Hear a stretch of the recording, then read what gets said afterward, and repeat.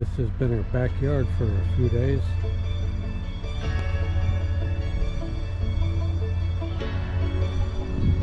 Just getting ready to brew up some coffee here.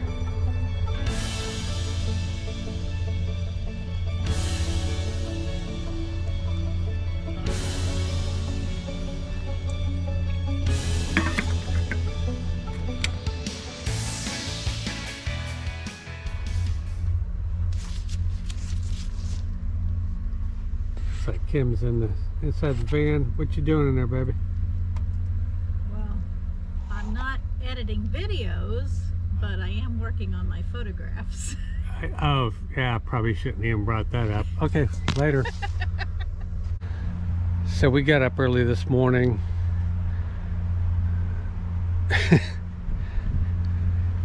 Paid for our boat tour.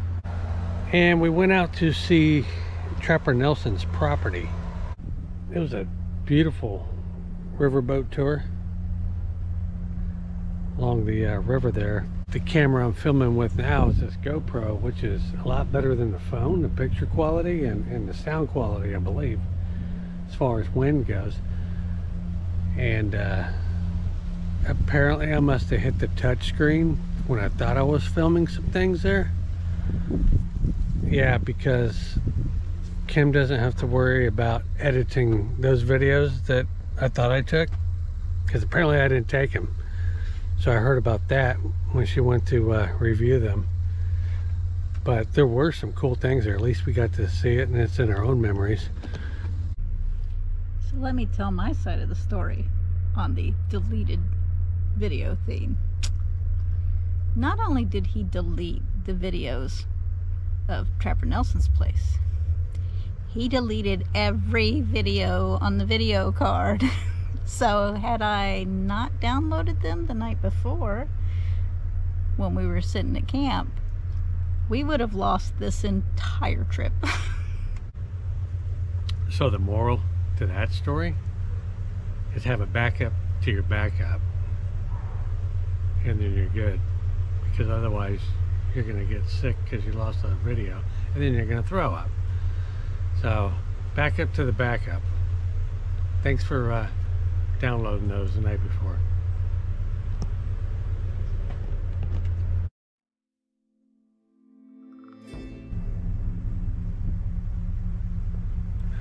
So Trapper Nelson came down from New Jersey in the early 1930s to the property on the Loxahatchee River, which it's pronounced Lochahatchee. I guess that's how the Native Americans pronounced it.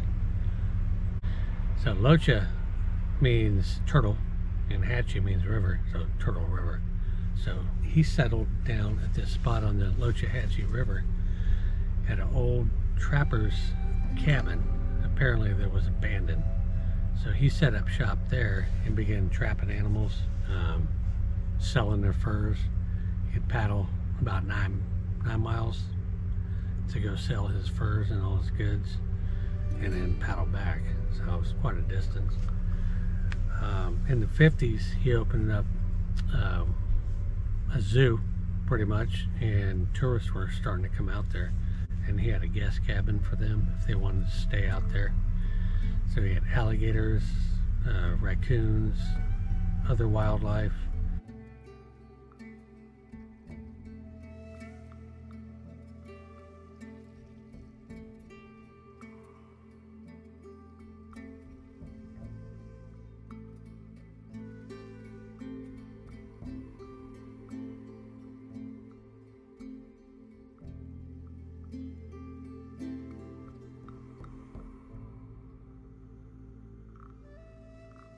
Later on,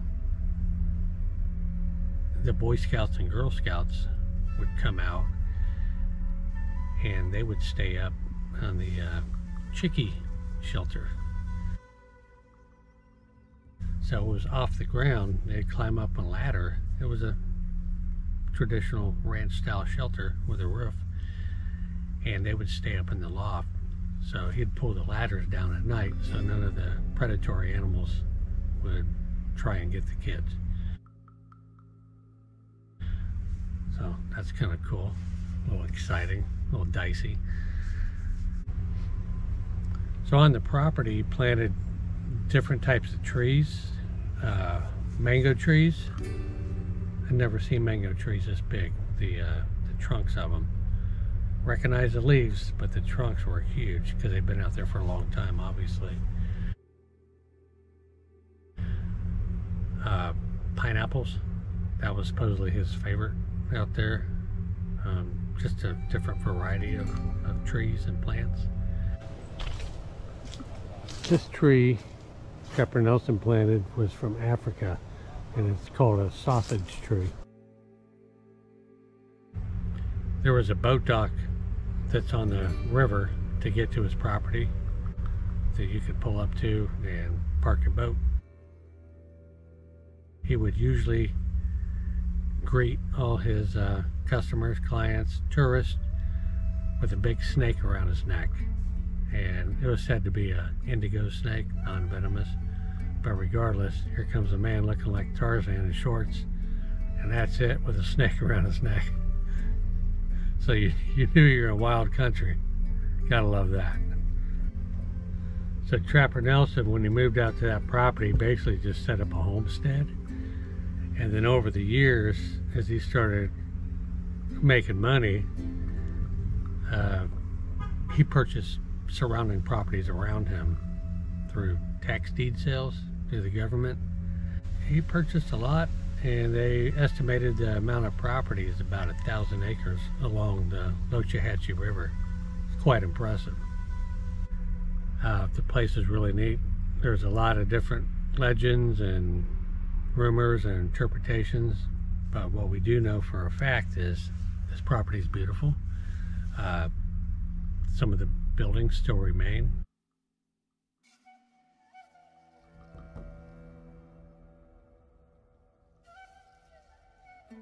He was pretty much what they say, the wild man of the Lochahatchee. He was a loner at the beginning, and progressively people would come out there, and it became quite an attraction. So he stayed out there from the early 30s till 1968, when his body was found on the property. It was deemed a suicide with apparently a self-inflicted gunshot wound to the stomach. So a little suspicious, but that's what it was ruled. All right, we're getting ready to take the green trail. This hiking trail was built and is maintained by volunteers of the Florida Trail Association. Florida Trail, foot traffic only. All right, here we go.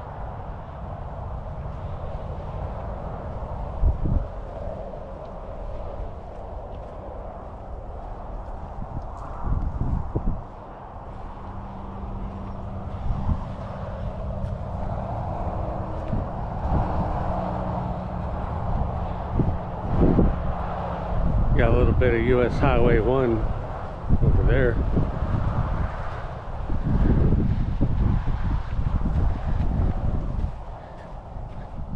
And white sand, little hilly area. It's Florida snow. That's right, Florida snow. Look, bike trail.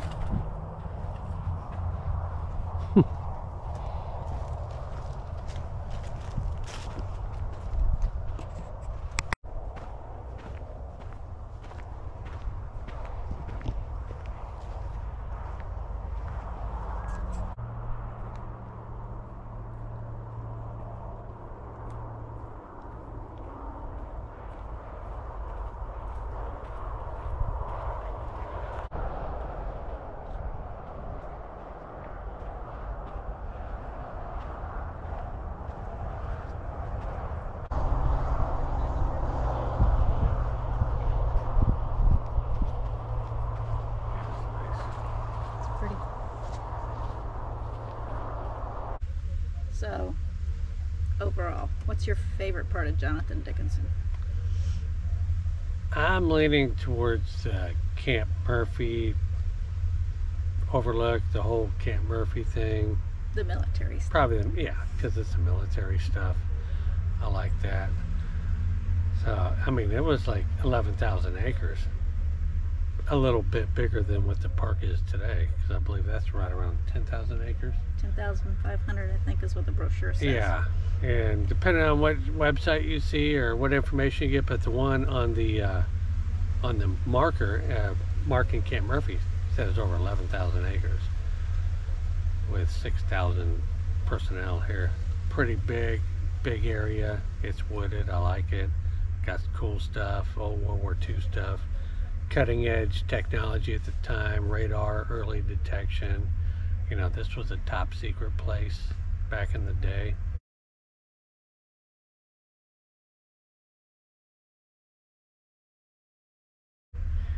So I like stuff like that. So I'd probably say that's probably the coolest stuff for me. And the trails, because it's a lot of wooded stuff. And the river and everything. It's all good. It's a good place to come. How about you? I like the trails. I like the fact that you have biking trails for biking enthusiasts, and that you have some hiking trails for on the Florida Trail system, bikes aren't allowed. So if you hike the Florida Trail sections here, you have a better chance of coming across wildlife, you know, because hiking, obviously, you're a lot quieter and a lot slower, and doesn't spook the animals as much. I like that. I like the variety of naturescapes here. There's several different ecosystems within this park. So if you're into pine flatwoods or scrub forest or oak hammock or cypress swamp, or you pretty much can see everything here.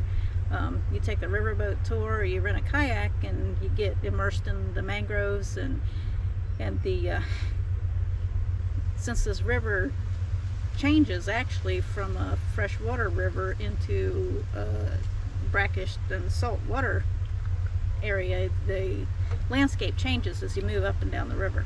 So that's pretty neat too, because you go from a bald cypress river into a mangrove river as you're canoeing or taking the tour boat along the river. So I think that's I'm the nature person, you know, so. Me too. I think they have a big multi-use trail that's paved, and so you can hike that, you can run that, you can jog that, you can rollerblade that, you can bike that, you can do anything you want on that trail. And so that's a nice, and it's decent sized trail. So I think that's my favorite parts. I like to walk, so getting out and walking, doing some photography, and I think that was my favorite part.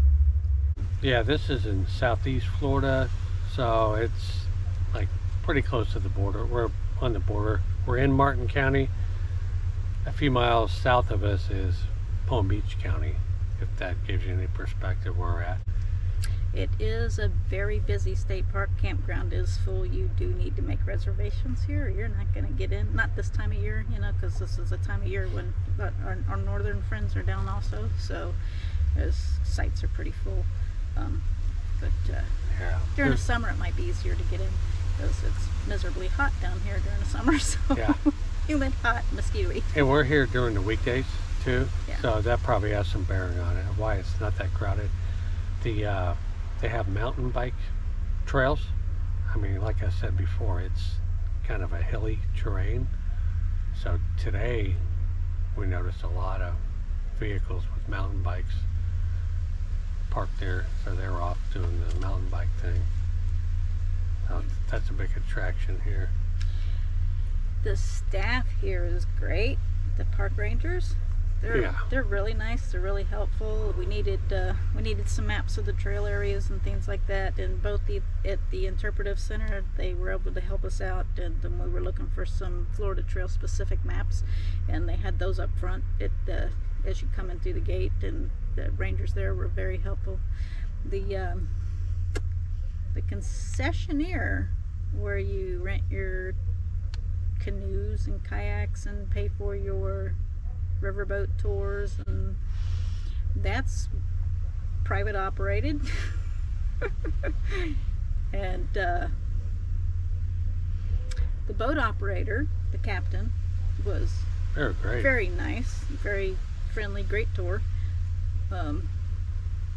Yeah, so Yeah, enough about that, I guess. yeah, we'll stop there. But when you want information, Bring your glasses, because you got a lot of reading to do on the Yeah. wall, because if you ask a question, they're just gonna point. they're going to point to the, basically, it's got more options than a Taco Bell drive-thru. So it's been pointed out to me that with my southern accent, which, as you've been watching our videos, you know I was born, raised in the South, have a terrible southern accent. We pronounce everything wrong. It's cypress tree, not cypress tree. Cypress. I never should have said anything, but what did you always say? Well, let me know if I'm, especially if we're gonna do something on camera. Okay, I just did. You know what? I regret it already. So, as I have been informed, I just got critiqued. Everyone calls it Loxahatchee. Yeah, I know that. I was trying to get old school. Locha. Only the Native Americans call it the Lochahatchee River, because they do not have an X in their alphabet. The river is named the Loxahatchee River. Yeah, that's what they call it. So See why I already regretted it? Because this was going to happen.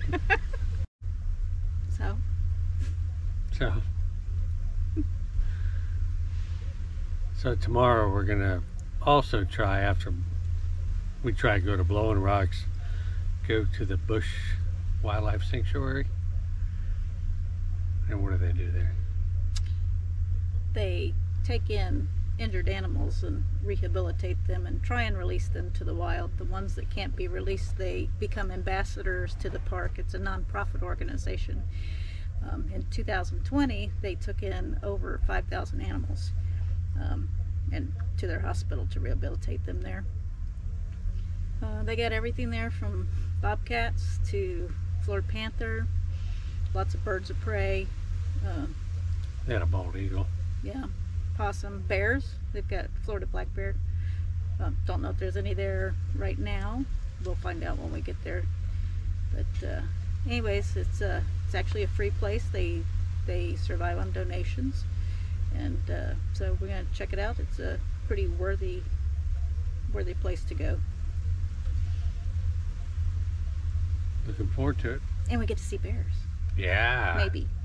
And big cats. Yeah. That'll be fun.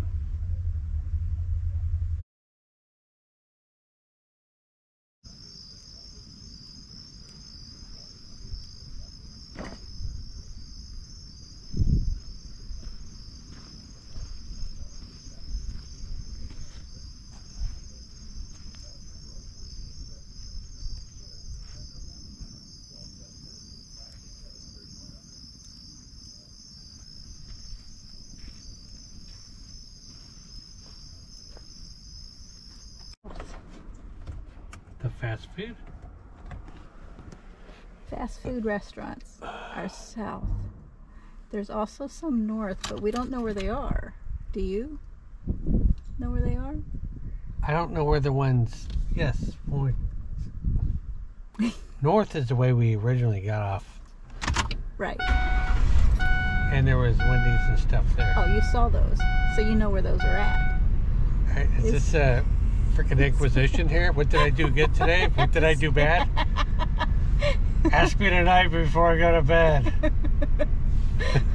I just didn't know that you knew where the ones were that were north. I knew there were some south, and I saw on the phone that there were some north, but I didn't know where they were, is what I'm trying to say. I remember But if I you saw something coming up there, and then you saw on the phone, because the phone knows all up north. That's what I'm saying. Do you know there is south for sure? Well, the Like phone says McDonald's? there's some south, so.